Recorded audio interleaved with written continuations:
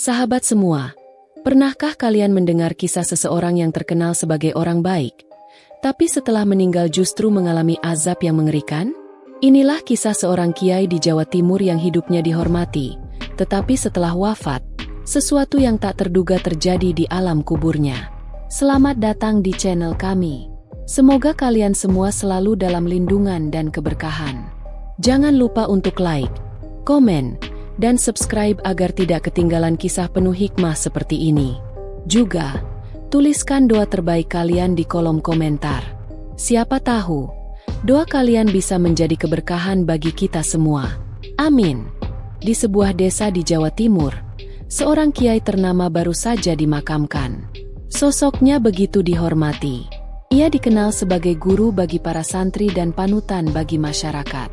Semasa hidup, ia kerap mengisi pengajian dan menjadi tempat bertanya bagi warga yang haus ilmu agama. Namun, 3 hari setelah pemakamannya, sebuah kejadian aneh mulai terjadi.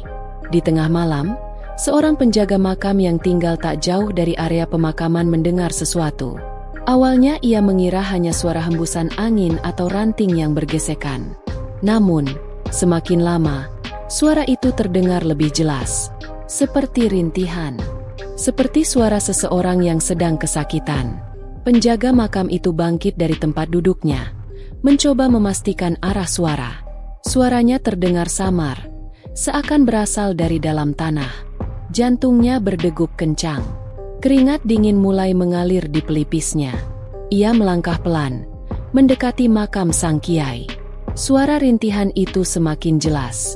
Kali ini, terdengar seperti erangan panjang yang dipenuhi penderitaan. Tangannya bergetar. Ia ingin pergi, tapi rasa penasaran menahannya di tempat. Lalu, sesuatu terjadi. Tiba-tiba angin kencang bertiup. Suasana menjadi semakin dingin. Daun-daun kering beterbangan. Seakan ada sesuatu yang bergerak di dalam tanah. Penjaga makam itu tak kuat lagi. Ia berlari sekencang mungkin menuju perkampungan. Ia harus memberitahu warga. Penjaga makam itu tiba di rumah kepala desa dengan napas tersengal. Wajahnya pucat, tubuhnya masih gemetar. Dengan suara terputus-putus, ia menceritakan apa yang didengarnya. Awalnya, kepala desa mengira ini hanya ketakutan berlebihan. Namun, saat penjaga makam bersumpah atas nama Allah bahwa ia benar-benar mendengar suara rintihan dari dalam makam, suasana menjadi tegang. Beberapa warga mulai berdatangan setelah mendengar kabar itu.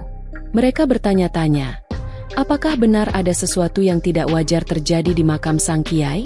Malam itu, beberapa orang pria berani berkumpul. Dengan membawa senter dan alat penerangan seadanya, mereka menuju pemakaman. Kepala desa memimpin rombongan, sementara penjaga makam tetap berada di belakang, takut mengulangi ketakutannya tadi. Saat tiba di pemakaman, suasana terasa mencekam. Langit gelap, angin bertiup kencang, dan suasana sepi. Hanya suara jangkrik yang terdengar di kejauhan. Mereka berdiri di depan makam sang kiai. Kepala desa memberi isyarat agar semua diam. Semua menahan napas, menajamkan pendengaran. Beberapa detik berlalu dalam keheningan. Lalu, suara itu muncul lagi. Panas, tolong. Warga terkejut. Suara itu jelas berasal dari dalam tanah. Seperti suara seseorang yang tengah menderita kesakitan luar biasa. Beberapa orang mulai ketakutan, ingin segera pergi dari tempat itu. Namun kepala desa menahan mereka. Ia tahu ini bukan hal biasa. Kejadian seperti ini jarang terjadi, apalagi menimpa seseorang yang semasa hidupnya begitu dihormati. Ada sesuatu yang tidak beres. Kepala desa akhirnya mengambil keputusan. Esok pagi, mereka akan menemui keluarga sang kiai untuk membicarakan hal ini. Jika memang diperlukan, makam harus dibuka. Malam itu, tak ada satupun warga yang bisa tidur nyenyak. Pagi itu, rumah keluarga sang kiai dipenuhi oleh warga. Wajah mereka dipenuhi kebingungan dan kecemasan. Kepala desa mengetuk pintu dengan hati-hati, dan tak lama kemudian, anak tertua sang kiai membuka pintu dengan raut wajah penasaran. "Kami perlu bicara," ujar kepala desa dengan suara serius. Keluarga Kiai mempersilakan mereka masuk. Setelah duduk, kepala desa mulai menceritakan apa yang terjadi di pemakaman tadi malam. Suasana ruangan menjadi hening. Beberapa anggota keluarga tampak tidak percaya, sementara yang lain mulai gelisah. Tidak mungkin. Abah adalah orang baik. Ia seorang ulama. Mengapa bisa terjadi seperti itu? Ujar anak Kiai dengan suara bergetar. Warga lain mengangguk setuju. Sejak kecil, mereka mengenal Sang Kiai sebagai sosok yang taat beribadah. Setiap kata-katanya selalu menyejukkan hati. Tidak ada yang menyangka ia akan mengalami kejadian seperti ini setelah wafat. Namun, suara itu nyata. Suara rintihan yang terdengar dari dalam makam bukanlah hal yang bisa diabaikan begitu saja. Setelah diskusi panjang, akhirnya keluarga Kiai dengan berat hati mengizinkan makam dibuka. Ini bukan keputusan mudah. Namun, jika ini adalah cara untuk menemukan jawaban, mereka tidak punya pilihan lain. Kepala desa segera mengumpulkan beberapa orang yang bersedia membantu. Mereka harus bertindak cepat sebelum keadaan semakin misterius. Siang itu, seluruh warga berkumpul di pemakaman. Suasana terasa tegang. Semua mata tertuju ke arah makam yang sebentar lagi akan dibuka. Saat cangkul pertama menghantam tanah, angin kencang tiba-tiba bertiup. Langit yang tadinya cerah mendadak mendung. Warga saling berpandangan, merasakan firasat buruk. Namun mereka tidak bisa mundur sekarang. Kuburan harus dibuka. Rahasia ini harus terungkap. Cangkul demi cangkul menghantam tanah. Semakin dalam, semakin dekat ke peti jenazah. Warga yang menyaksikan hanya bisa menahan napas, berharap-harap cemas tentang apa yang akan mereka temukan. Seorang penggali tiba-tiba berhenti. Matanya membelalak. Kepala desa, ini aneh. Suaranya bergetar. Kepala desa melangkah maju, menyorotkan senter ke dalam liang lahat yang semakin terbuka. Seketika, tubuhnya menegang. Peti jenazah yang seharusnya masih utuh, kini terlihat rusak. Seolah-olah ada sesuatu yang berusaha keluar dari dalamnya. Beberapa bagian kayunya patah, dengan bekas cakaran yang aneh. Namun, yang membuat semua orang terpaku bukan hanya itu. Bau menyengat yang begitu busuk menyeruak ke udara. Padahal, jenazah baru dimakamkan beberapa hari yang lalu. Dengan hati-hati, mereka membuka peti. Dan saat itulah semua orang mundur dengan wajah pucat. Di dalam peti, jenazah Sang Kiai tidak seperti yang mereka bayangkan. Wajahnya bukan seperti orang yang meninggal dalam keadaan tenang. Matanya masih terbuka, seolah sedang menahan kesakitan luar biasa. Mulutnya menganga, seperti sedang berteriak. Namun yang paling mengerikan adalah tubuhnya. Kulitnya terlihat melepuh. Penuh luka menghitam seperti terbakar sesuatu yang tak kasat mata. Seolah ia telah mengalami penyiksaan yang begitu pedih di dalam kubur. Beberapa warga menutup mulut, berusaha menahan muntah. Yang lain mulai menangis ketakutan. Bagaimana mungkin seorang ulama bisa mengalami hal seperti ini? Anak Sang Kiai jatuh terduduk. Wajahnya penuh kebingungan dan kepedihan. Abah, kenapa ini terjadi? Namun, sebelum ada yang sempat berkata-kata lagi, sesuatu terjadi. Tiba-tiba terdengar suara gemuruh dari dalam kubur. Angin bertiup semakin kencang. Tanah di sekitar makam bergetar. Seolah ada sesuatu yang marah karena rahasianya dibuka. Warga mulai panik. Beberapa berteriak agar makam segera ditutup kembali. Namun sebelum mereka bisa bergerak, seorang santri tua yang mengenal Sang Kiai melangkah maju dengan wajah penuh ketegangan. Ada sesuatu yang belum kita ketahui, katanya lirih. Sang Kiai mungkin menyimpan rahasia yang tidak pernah kita duga. Semua mata tertuju pada santri tua itu. Wajahnya tegang. Tangannya gemetar saat ia menatap jenazah Sang Kiai yang tersiksa di dalam kubur. Kepala desa mendekatinya. Apa maksudmu? Apa yang belum kami ketahui? Santri itu menarik napas dalam. Wajahnya penuh keraguan. Tapi akhirnya ia berbicara dengan suara bergetar. Beberapa bulan sebelum wafat, beliau sering menceritakan sesuatu kepadaku. Sesuatu yang membuatnya gelisah. Tentang umroh terakhirnya. Warga terkejut. Umroh?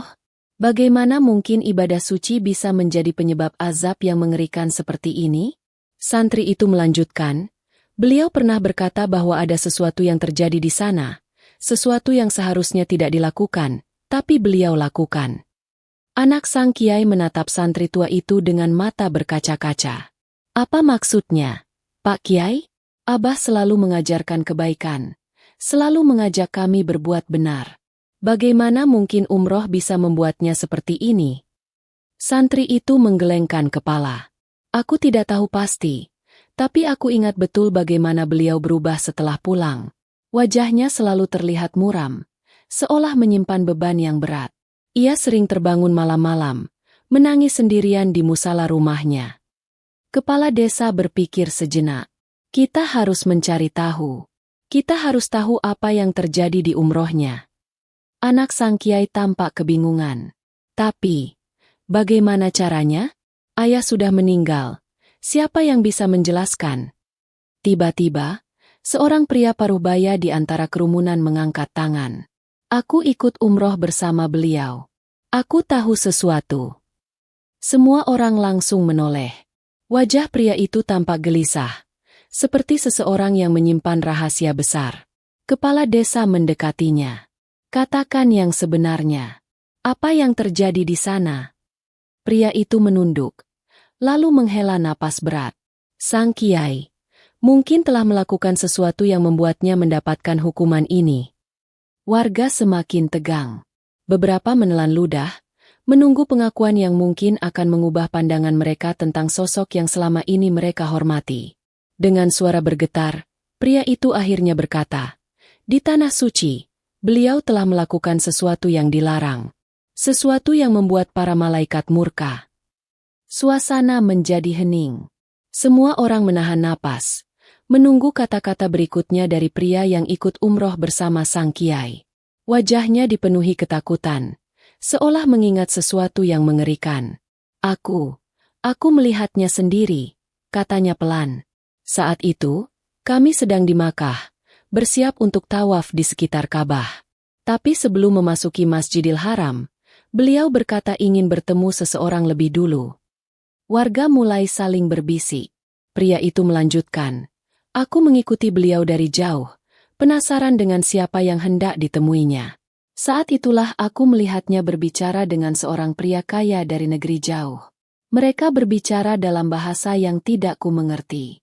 Tapi, aku melihat dengan mata kepalaku sendiri, beliau menerima sebuah kantong berisi uang dari pria itu. Beberapa orang menahan napas.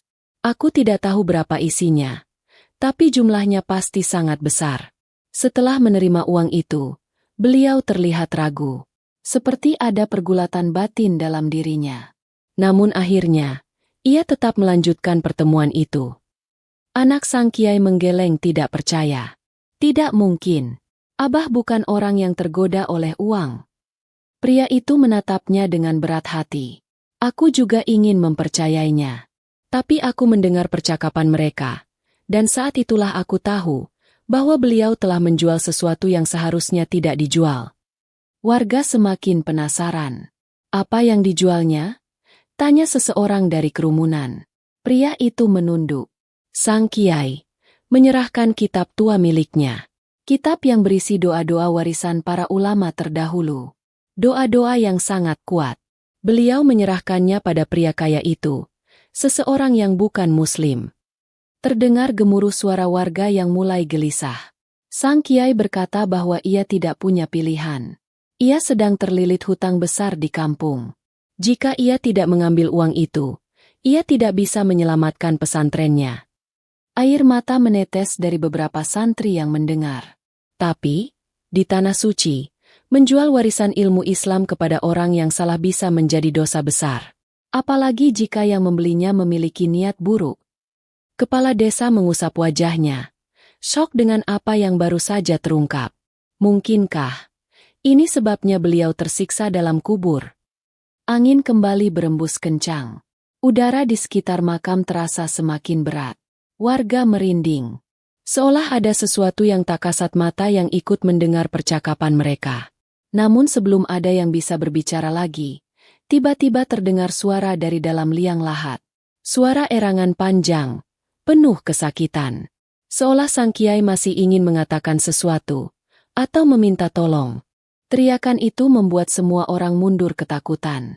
Beberapa santri yang masih berdiri di tepi makam langsung terjatuh. Tubuh mereka bergetar hebat. Astagfirullah, suara apa itu? Bisik salah seorang warga dengan wajah pucat. Kepala desa menelan ludah, berusaha tetap tenang meski kakinya terasa lemas. Apakah itu suara kiai? Santri tua yang tadi bercerita kini terduduk lemas. Ia menunduk, wajahnya penuh air mata. Aku sudah menduganya. Beliau ingin bicara. Beliau ingin mengungkap sesuatu. Semua orang terpaku, tidak tahu harus berbuat apa. Suara rintihan dari dalam tanah terdengar lagi. Kali ini lebih lemah, lebih menyayat hati. Anak sang kiai menggigit bibirnya. Matanya berkaca-kaca. Abah, Abah mau bilang apa? Matahari yang tadinya bersinar terik mendadak tertutup awan hitam. Angin bertiup semakin kencang, membawa hawa dingin yang menusuk tulang. Lalu tiba-tiba, dari dalam makam, muncul sesuatu yang membuat semua orang membelalakan mata. Tanah di atas kuburan itu berguncang, dan dari sela-sela tanah yang retak, muncul cairan hitam pekat. Bau busuk menyengat langsung menyebar ke seluruh area pemakaman. Beberapa orang menutup hidung, ada yang sampai muntah di tempat. Ya Allah, apa ini? Seru salah satu warga sambil mundur dengan wajah pucat pasi. Santri tua itu menggeleng. Suaranya bergetar hebat. Ini bukan tanah biasa. Ini pertanda buruk. Ini pertanda siksaan kubur yang sangat mengerikan. Anak sang kiai menangis histeris. Ia berlutut di samping makam. Tangannya gemetar menyentuh tanah yang mulai menghitam itu. Abah, Abah maafkan aku. Maafkan kami. Namun tiba-tiba, suara jeritan dari dalam makam terdengar lagi. Kali ini jauh lebih keras dan memilukan. Seolah-olah sang kiai sedang menghadapi sesuatu yang mengerikan di alam barzah. Semua orang kini benar-benar panik. Beberapa santri langsung berlari meninggalkan kuburan. Tidak sanggup lagi mendengar suara mengerikan itu. Tapi tepat saat itu juga. Sahabat semua, semoga kisah ini menjadi pengingat bagi kita untuk selalu menjaga keikhlasan dalam beribadah dan tidak berbuat zalim terhadap hak orang lain. Jangan lupa tuliskan, amin, di kolom komentar sebagai doa agar kita semua dijauhkan dari azab kubur. Jika kalian merasa kisah ini penuh hikmah, jangan lupa share agar lebih banyak orang yang mendapatkan pelajaran berharga dari cerita ini.